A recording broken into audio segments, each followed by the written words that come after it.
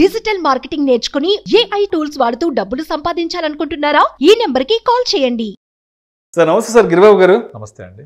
Sir Giribabu గారు, ఇప్పుడు mutual ఫండ్స్లో రిటర్న్స్ విషయానికి వస్తే అందరూ కామన్గా చెప్పుకునే CAGR 12 to 15%. కరెక్ట్ అండి. అసలు ఎంత పర్సంటేజ్లో రిటర్న్స్ వస్తే మనం కరెక్ట్ రిటర్న్స్ని అందుకున్నట్లు? అయితే ఒకప్పుడు అసలు ఈ రిటర్న్స్ అనేవి ఏ విధంగా ఉండేటివి, ఈ రిటర్న్స్ పట్ల పబ్లిక్ మైండ్ సెట్ కూడా ఒకప్పుడు అసలు ఎలా ఉండేది? చాలా మంచి క్వశ్చన్ అడిగారండి. నార్మల్గా 12 to 15% రేట్ ఆఫ్ రిటర్న్ అనేది మీకు కాంపౌండింగ్ ఫ్యాక్టర్లో చాలా మంచి రిటర్న్ అది. సో నార్మల్గా దీనికి ఒక క్యాల్కులేషన్ చెప్తాను.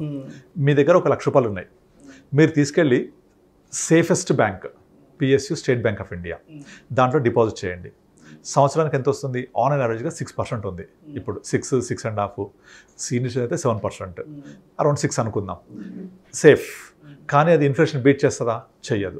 సో మనం ఏం చేద్దాము, ఆ 6% వద్దు అని చెప్పేసి మీ ₹1,00,000 ఎవరికైనా అప్పిచ్చామనుకుందాం. లెండింగ్ ఎంత ఇస్తారు? ధర్మ వడ్డీ అనుకుంటే ₹2 ఇంట్రెస్ట్, ₹2 కామన్గా. ₹2 వడ్డీ అంటే సంవత్సరానికి పర్సంటేజ్ ఎంత? 24%. కానీ ఎంత రిస్క్ ఉంటుంది అందులో? మీ ప్రిన్సిపల్ కూడా గ్యారంటీ ఉండదు. మీరు తీసుకునేప్పుడు విష్ణు గారు మీరు ఇచ్చారు దేవుడు అండి అంటారు, మళ్ళీ రిటర్న్ ఇవ్వండి అంటే అరే ఇస్తామయ్యా ఇప్పుడు లేవు ఏం చేస్తావు, మీరు దయ్యంలా కనబడతారు. కనుక అంత రిస్క్ ఉంటుంది ఇక్కడ. మనస్పర్ధలు చాలా వచ్చేస్తాయి. ఈ 6% ఎంత సేఫో 24% అంత రిస్క్. అయితే మనకు ఆ రిస్క్ వద్దు. మనం ఏం చేద్దామంటే అంత రిస్క్ ఉన్న 24% వద్దు, ఇంత సేఫెస్ట్ ఉన్న 6% వద్దు. మనము ఎంత రిటర్న్ వస్తే మరి సాటిస్ఫై అవుతాం?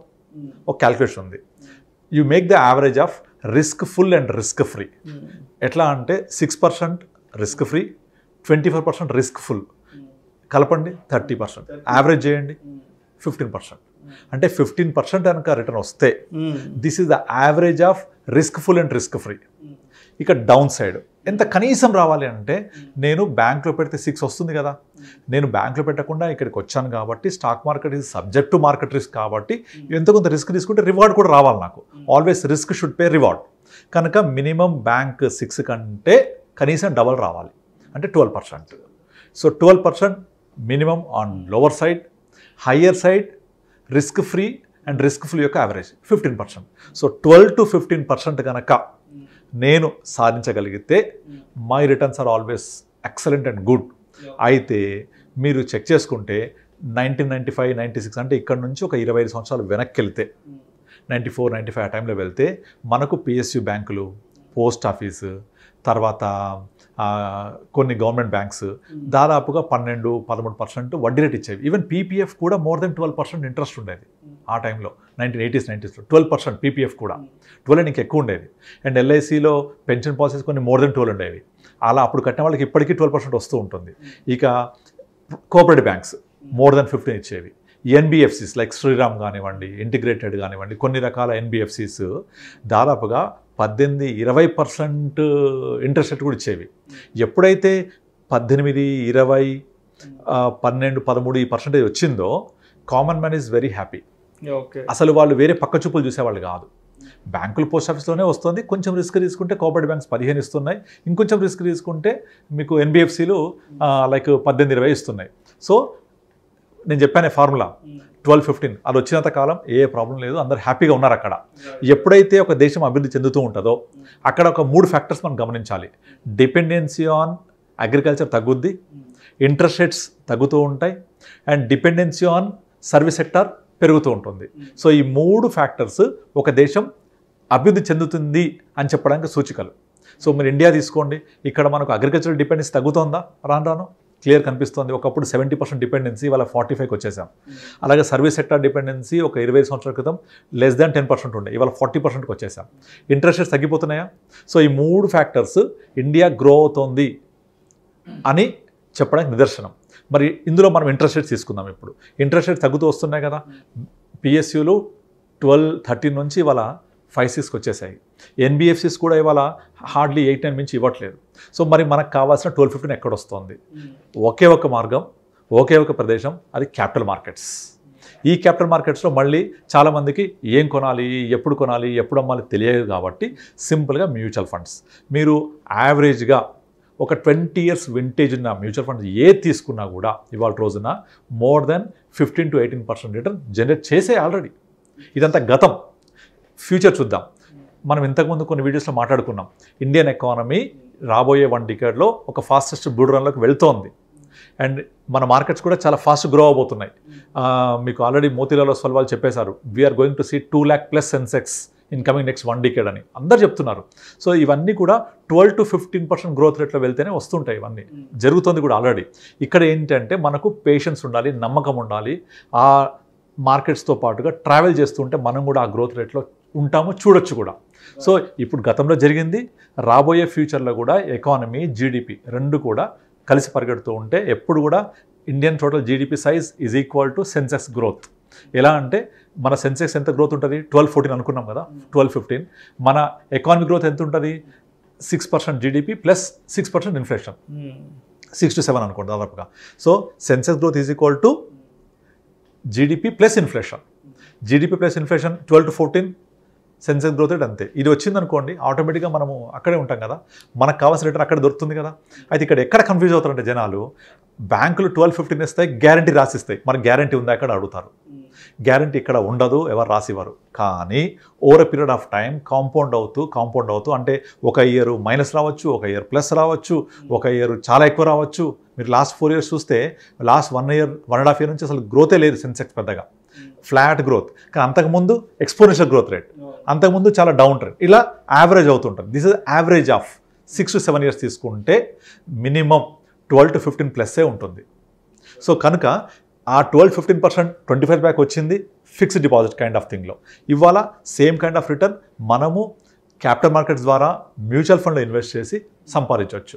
సో ఇది వచ్చినంత కాలం మనకు కాంపౌండింగ్ ఫ్యాక్టర్ యాడ్ అయ్యి మనకు కావాల్సిన సఫిషియంట్ గ్రోత్ రేట్ ఇస్తుంది. ఎందుకంటే మీరు రూల్ 15 గురించి వినే ఉంటారు, 15,000 15 years 15%. ఇక్కడ 15% రిటర్న్ ఇస్తే 15,000 ఇన్వెస్ట్ చేస్తూ పోతే 15 years తర్వాత 1 crore ఉంటుంది.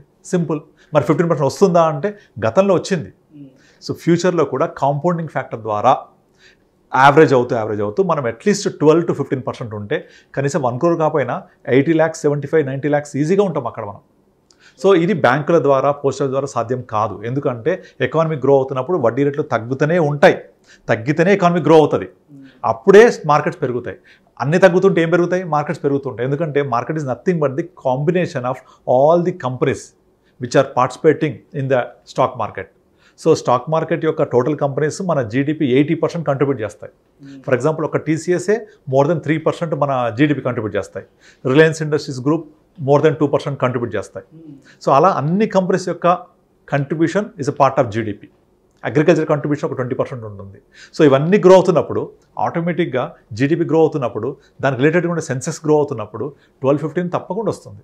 సో ఆ 12-15% వచ్చినప్పుడు మనకు కావాల్సిన, ఒకప్పుడు 20-15% సాటిస్ఫై అయ్యారు కదా, ఇప్పుడు కూడా ఆ 12-15% వచ్చి కాంపౌండ్ అవుతూ ఉంటే మనం అనుకున్న విధంగా మన టార్గెట్స్ రీచ్ అవుతాం.